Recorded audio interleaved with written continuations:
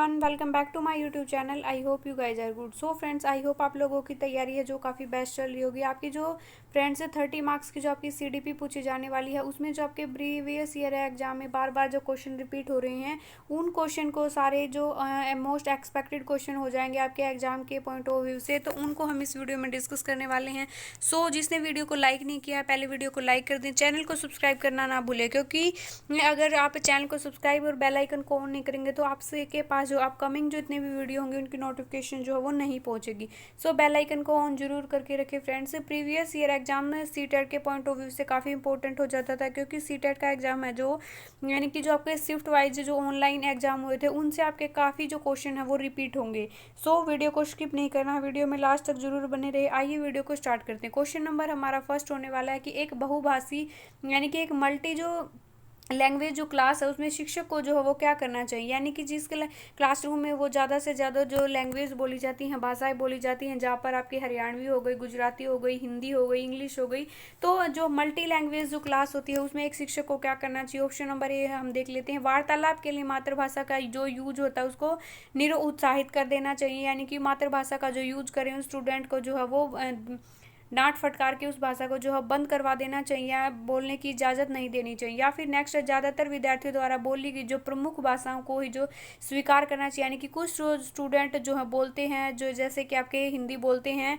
या फिर हरियाणवी बोलते हैं, जो टीचर को अच्छी लगे वो भाषा को स्वीकार करे और दूसरे जो बच्चे बोल रहे हैं उनको एक्सेप्ट ना करे। तो ऐसा नहीं होना चाहिए। नेक्स्ट, भाषा की विविधताओं के बारे में जागरूकता लानी चाहिए और विद्यार्थियाँ पसंद के अनुसार जो है भाषा के इस्तेमाल की जो वो अनुमति देनी चाहिए। नेक्स्ट हमारा कोई ऑप्शन हो जाएगा फ्रेंड्स, एक जो लक्ष्यांक जो भाषा होती है, जैसे कि अंग्रेजी को हर अन्य भाषाओं के यूज की उपेक्षा जो है वो रखनी चाहिए। तो ऐसा नहीं होता जब आप एक एज ए टीचर जो है आप क्लासरूम में जो आपको विभिन्न विभिन्न जो भाषाएं हैं उनके जो आपको स्टूडेंट है वो देखने को मिलेंगे, तो आप एज ए टीचर जो है वो डिफरेंट डिफरेंट जो लैंग्वेज हैं उनके बारे में जो बच्चों के प्रति एक जागरूकता होनी चाहिए। जो भी बच्चा भाषा बोलकर खुश होता है उसको जो वो अपने पसंद की भाषा के अनुसार बोलने की जो अनुमति दे दी जानी चाहिए, क्योंकि वो उसी भाषा में सीखेगा तो वो जल्दी ज़्यादा जो हो चीज़ों को सीखेगा और ज़्यादातर और भी बच्चे जो हैं वो अलग अलग भाषा को सीख पाएंगे।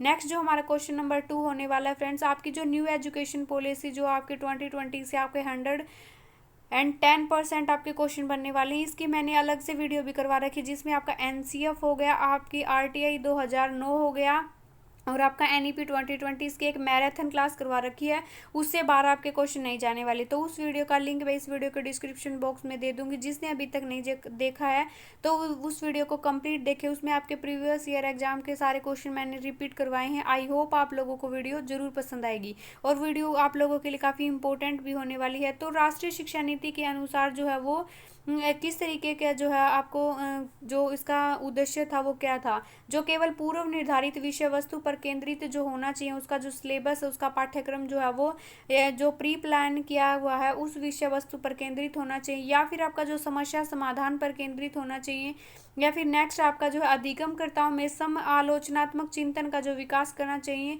या फिर अन्वेषण निर्धारित और खोज पर आधारित होना चाहिए। बिल्कुल जब बच्चा खोज करेगा, यानी कि वो नहीं बड़ी बड़ी खोज वैज्ञानिकों वाली, अगर वो छोटी छोटी चीज़ों को खुद से करके देखेगा, खोज करेगा, अन्वेषण करेगा, उन चीज़ों का आविष्कार करेगा, किसी से पूछेगा, यानी कि लर्नर जो है जितना एक्टिव रहेगा, जो है वो जितना इमेजिन करेगा चीज़ों को, उसका जो है वो थिंकिंग जो का लेवल है उतना ज़्यादा बढ़ेगा। तो प्री प्लान भी चीज़ों को हमें लेकर चलना है।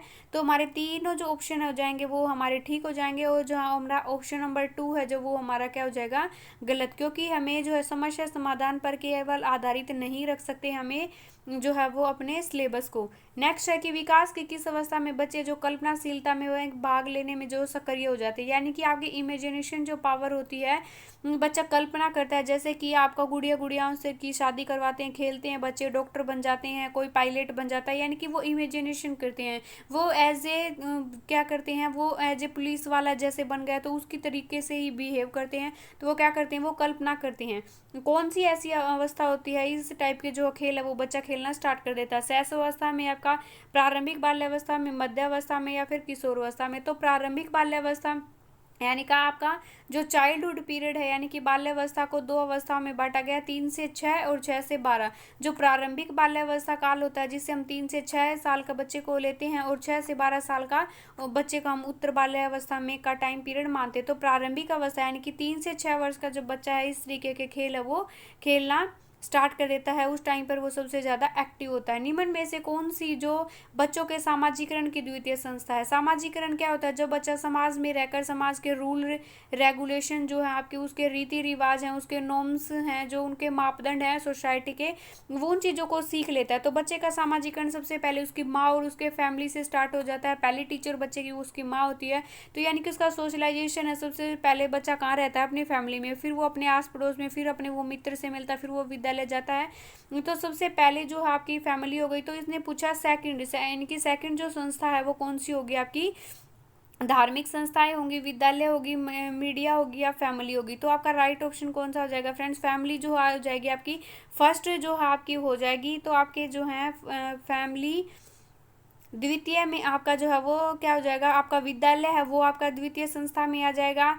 और जो है आपके धार्मिक जो संस्थाएं हैं वो किस में आएंगी? आपकी धार्मिक संस्थाएं आएंगी आपके तृतीय, जो आपकी क्या आएगी? संस्थाएं जो आएंगी सामाजिकरण की। तो धार्मिक अवस्था जो संस्थाएं आपकी सोशल एजेंसी जो होंगी, धार्मिक जो हैं वो संस्थाएं तृतीय जो सामाजिकरण की संस्था आएंगी उसमें आ जाएंगी। और बाकी आपका परिवार हो गया, आपका विद्यालय, ये आपके सेकेंडरी जो है वो क्या उसमें आएंगी? एजेंसी में आएंगी।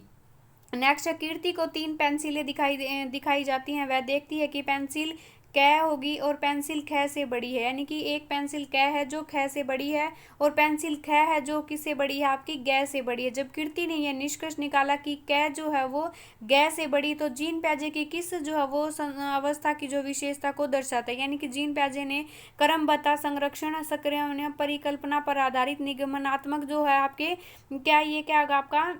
कल्पना। यानी कि जो आपकी प्याजे की जो थर्ड अवस्था है, इसमें क्या सीख लेता है बच्चा जो है वो?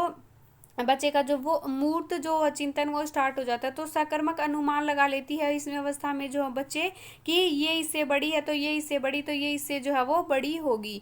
नेक्स्ट है कि विकास का जो सिद्धांत है वो बताता है कि गामक जो कौशल, यानी कि आपका फाइन मोटर हो गया एक आपका, कि जिसमें सूक्ष्म कौशल, जिसमें हम अपने हाथों की उंगलियों से काम करते हैं, और गामक कौशल यानी कि जिसमें हमारे पूरे शरीर की जो शक्ति है उसका इस्तेमाल करते हैं। यानी कि पूरा, जैसे कि आप फुटबॉल को किक करते हैं, तो यानी कि आपका गामक कौशल। अगर आप पेन से जो अगर कोई चीज़ लिखते हैं, अगर पेंसिल से आप पेंटिंग करते हैं, तो आपका सूक्ष्म कौशल में आएगा। तो गामक कौशलों का विकास शरीर के मध्य से आरंभ होकर शरीर के सिरों की ओर बढ़ता है। तो ये किस तरीके से बढ़ता है? घुमावदार विशेषता, अधोमुखी और शीर्षमुखी। तो या इसे क्या कहते हैं? अधोमुखी। यानी कि क्या करता है ये सिरों की ओर बढ़ता है। यानी कि आपके केंद्र से स्टार्ट हो गया वो गामक कौशल जो आपके सिरों से, यानी कि कैसे हो गया? ये आपका पहले पूरे हाथ का जो अब आप यूज करते हैं, जैसे किसी चीज़ को पकड़ने के लिए पूरे हाथ का यूज करते हो, और फिर आप जो है वो उंगलियों का जो है वो यूज करना स्टार्ट कर देते हैं। पहले आपकी उंगलियां काम नहीं करेंगी, पहले आपका पूरा हाथ करेगा, और फिर जो है आपका क्या करेंगी? फिर आपकी जो पूरी उंगलियां जो है वो काम करना स्टार्ट कर देंगी। यानी कि सूक्ष्म गामक कौशल से सूक्ष्म कौशल की तरफ हमारा जो विकास जाता है। एक अध्यापिका अपनी कक्षा के लेव वाइगोत्स्की का सामाजिक संरचनात्मकवाद, यानी कि सोशल कल्चर जो थ्योरी है वो किसने दी? Lev Vygotsky. Lev Vygotsky theory काफ़ी इंपॉर्टेंट है सीटेट के पॉइंट ऑफ व्यू से। हर बार जो 2 से 3 क्वेश्चन आपके वाइगोत्स्की की थ्योरी से बनते हैं, तो इसको आपको बिल्कुल भी स्किप नहीं करना है। संरचनावादी सिद्धांत पर आधारित है। शिक्षण अधिगम प्रक्रिया तैयार करना चाहती है, उसे निम्न में से किसके प्रयोग से जो वो बचना चाहिए? सोशल जो कॉन्सेप्ट होते हैं, सोशल कॉन्टेक्स्ट पर आधारित जो शिक्षण अधिगम प्रक्रिया, उसकी अभिकल्पना करनी चाहिए, या फिर आपको विद्यार्थियों के अधिगम प्रयासों को गहन अवलोकन करना चाहिए, अधिगम के आकलन के लिए मानकीकृत परीक्षणों का इस्तेमाल करना चाहिए, या आवश्यकता के अनुसार जो है पाड़ या मचान यानी कि उसका जो आविष्कार करना चाहिए। तो आपके लेवाइगोत्स्की के अकॉर्डिंग आपका आंसर हो जाएगा अधिगम का जो आकलन होता है उसके लिए एक मानकीकृत परीक्षाओं का जो है वो इस्तेमाल करना चाहिए। यानी कि उसके एक बच्चे का ऑब्जर्वेशन करने के लिए एक स्टैंडर्डाइजेशन जो है वो एग्जाम लिए जाने चाहिए। ऐसा लेव-वाइगोत्स्की द्वारा जो वो नहीं कहा जाता अपनी थ्योरी में। लेव-वाइगोत्स्की कहते हैं जितना बच्चा समाज से जो है वो एक समाज के पास एक और बच्चे के पास एक भाषा होती है जिससे वो जैसे जैसे समाज के साथ जो है वो इंटरकनेक्ट होता है वो चीज़ों को सीखता जाता है। नेक्स्ट आपका किसी जो प्रगतिवादी जो कक्षाएं होती हैं उनके बारे में एक अध्यापिका का क्या विश्वास होना चाहिए। कक्षा हमेशा कठोर और नियंत्रण में रहे, सिर्फ अध्यापक को निर्देश देने चाहिए। ऐसा जो है वो एक टीचर का जो है वो क्या होना चाहिए, दृष्टिकोण होना चाहिए। या फिर अधिगम जो है केवल कक्षा में ही होता है, ऐसा दृष्टिकोण है। या फिर कक्षा में जो है विद्यार्थियों के साथ विविधता और समृद्ध जो है वो अनुभव लाते हैं। या फिर आपका जो है विद्यार्थियों के लिए जो केवल ड्रिल और अभ्यास के माध्यम से सार्थकता संभव। तो हमारा राइट ऑप्शन हो जाएगा फ्रेंड्स ऑप्शन नंबर सी की विद्यार्थियों क्या जो क्लासरूम होता है वो विविधताओं से भरा होता है और एक समृद्ध जो है वो अनुभव को जन्म देता है। नेक्स्ट आपका क्वेश्चन होने वाला फ्रेंड्स, किसी विचारक ने इस बात को नकारा है कि बुद्धि एकल यानी कि बुद्धि जो एक प्रकार की होती है और कई पृथक होती है।